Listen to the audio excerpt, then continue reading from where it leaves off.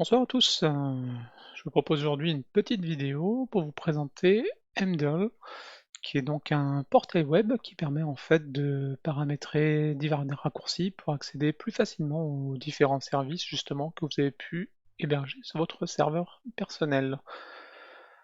Donc voilà comment ça se présente. C'est donc une page web hein, dans laquelle en fait on peut venir rajouter différents raccourcis. Donc là vous voyez les raccourcis que moi j'ai pu paramétrer sur ma page personnelle, donc l'accès vers mon Open Media Vault, vers mes différents portainers, vers Nginx Proxy Manager, PHPMyAdmin, mon AdGuard, Bitwarden, Duplicati, Arsonic, Jellyfin, Nextcloud, Photoprism, voilà, enfin bref, tous mes services que j'ai pu paramétrer, que ce soit sur mon NAS ou sur mon Raspberry Pi.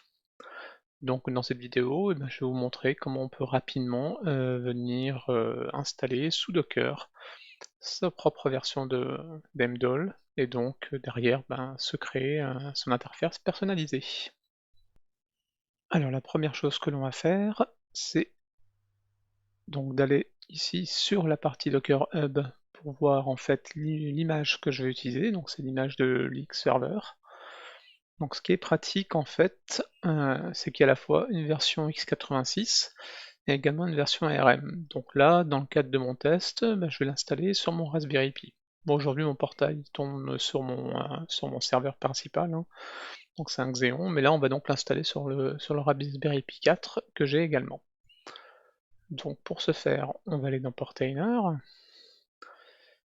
Ici, je vais vous montrer en fait différentes choses qui vont être utiles pour bien comprendre le paramétrage de ma stack. Donc ici au niveau des networks par exemple, on va donc faire en sorte que mon conteneur soit raccordé à mon bridge ici qui s'appelle Pi Frontend. C'est ici en fait que j'héberge, vous voyez, tous mes services que j'utilise via des IHM. Donc c'est ce service-là qu'on viendra également, ce network pardon, qu'on viendra déclarer dans ma stack. Justement, la stack, on va y venir. Donc on va en créer une nouvelle, add stack, qu'on va appeler Mdal. Donc comme d'habitude en fait sur mon GitHub, je vous ai préparé ici les paramétrages. Donc je vais vous expliquer en détail. Donc comme d'habitude, le nom de mon conteneur, donc je l'appelais Mdal, l'image qu'on utilise. Alors là, il va y avoir une petite différence par rapport à ce que j'ai renseigné dans mon GitHub, puisqu'en fait, si on veut utiliser la version ARM 64 bits, on va donc mettre ce tag là, à la place de la test. Puisqu'en fait, vous voyez, la test, c'est plutôt normalement pour la... Quoique... Peut-être voir au niveau des tags... Ah bah non, la test, c'est bon, ça va récupérer également la version ARM. Donc pas besoin de se prendre la tête, on peut laisser la test. Et de lui-même, il devra sélectionner normalement la bonne version. Là, j'ai rajouté des labels parce qu'en fait, j'utilise des enhance qui me permet en fait de redémarrer automatiquement des conteneurs qui ne seraient pas dans un statut viable. Il y a également Dion qui me permet, je vous ferai sans doute une vidéo là-dessus, qui me permet en fait de checker les versions en fait de mes images Docker que j'utilise. Ensuite, au niveau ici des variables d'environnement. Donc pour ma part j'utilise le PYD alors 998, donc là c'est l'ID de mon user admin sur mon serveur principal. Là comme je vais être sur mon Raspberry Pi, on va aller récupérer l'ID de mon user Pi et le groupe ID également attaché. La time zone Europe, Paris. Les volumes, donc là c'est le volume pour accéder à mon répertoire Docker Data, et là je crée un sous-répertoire mdal config. Donc sur mon Raspberry Pi en fait, c'est dans Home Pi Docker Data que je stocke toutes mes configurations Docker Data. Au niveau des ports, donc, on a besoin d'un port 80 et 443, donc pour pouvoir y accéder en HTTP ou HTTPS. Donc comme généralement le port 80 de mon hôte est utilisé, donc là je l'ai fait la translation vers le port 5080 et 5443. Au niveau de la politique de redémarrage, un net stop, c'est du classique, et donc au niveau du network, c'est ce que je vous disais tout à l'heure, on va donc lui dire de se connecter à mon bridge qui s'appelle Pi Frontend. Et donc ici, je fais attention également à bien le déclarer, et donc external égale true, puisqu'il est ce réseau est déjà créé en dehors de cette stack. Donc on va se connecter en SSH à mon Raspberry Pi pour venir récupérer mon user admin. Alors pour connaître l'ID de mon user Pi, je tape ID Pi, et donc on voit que le ID est 1000.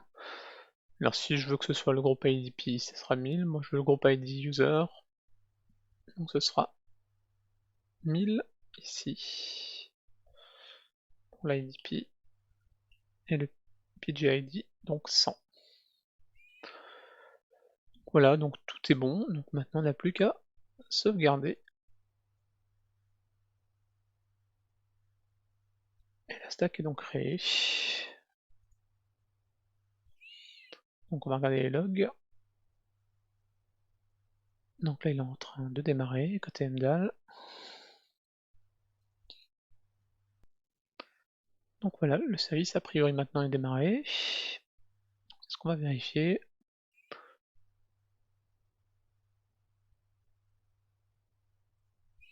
Et c'est bon, on arrive donc sur la page d'accueil vierge de MDAL. Et donc maintenant je vais vous montrer comment rapidement créer un raccourci. Alors peut-être avant de créer un raccourci, on va venir déjà paramétrer ici le fond d'écran. Donc au niveau du langage, on va se mettre en français.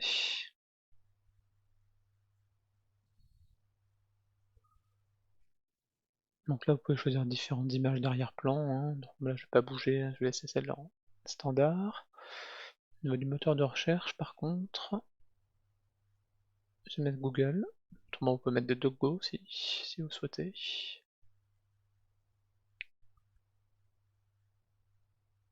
Et la barre de recherche, on va la faire afficher. Et ouverture des liens, j'aime bien que ça ouvre dans un nouvel onglet.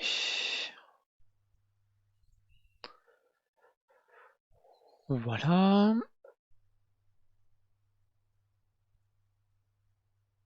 Donc ici, voilà, vous avez la barre de recherche. Donc par exemple, si je tape, c'est pas GitHub, par exemple, hop, voilà, ça m'ouvre une nouvelle fenêtre dans mon browser avec le résultat de la recherche. Donc voilà, c'est plutôt pratique. Pour ajouter une application, donc ce que je vous disais ici, par exemple, ajouter une application. Donc là, vous pouvez mettre le titre. Donc là, imaginons que je veuille paramétrer l'accès vers mon Open Media Vault.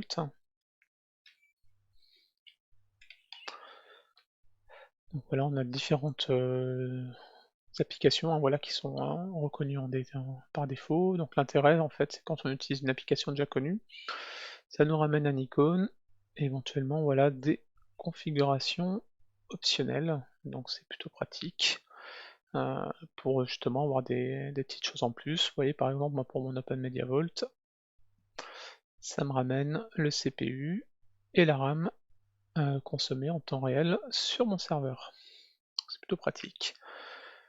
Donc c'est assez simple, hein, en fait. Donc ici vous remplissez l'URL que vous souhaitez afficher.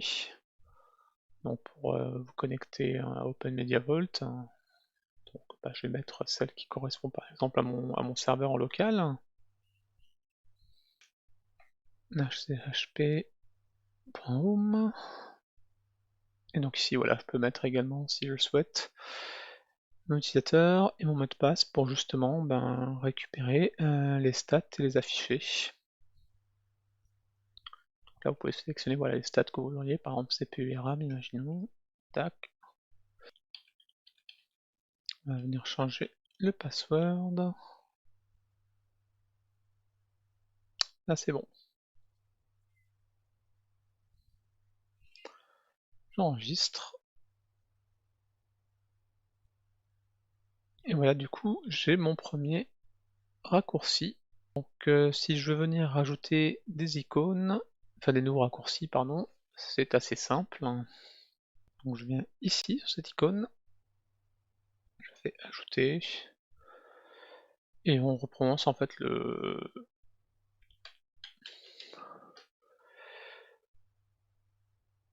fonctionnement. Donc par exemple 168.1. Oups, là j'étais trop vite.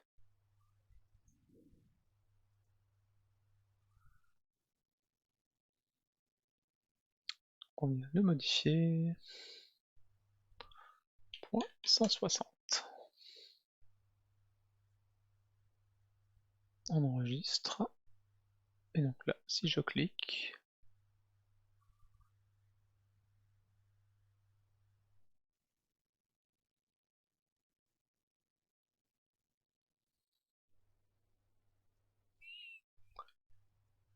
j'ai donc mal paramétré. Je pense qu'il faut que je mette http://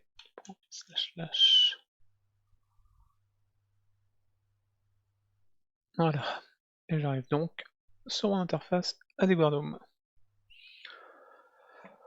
Donc voilà, vous voyez, c'est assez simple pour se paramétrer son petit dashboard. J'espère que cette vidéo vous aura été utile et vous donnera l'envie d'utiliser Mdoll. Et je vous donne rendez-vous dans quelques temps pour une nouvelle vidéo. Ciao!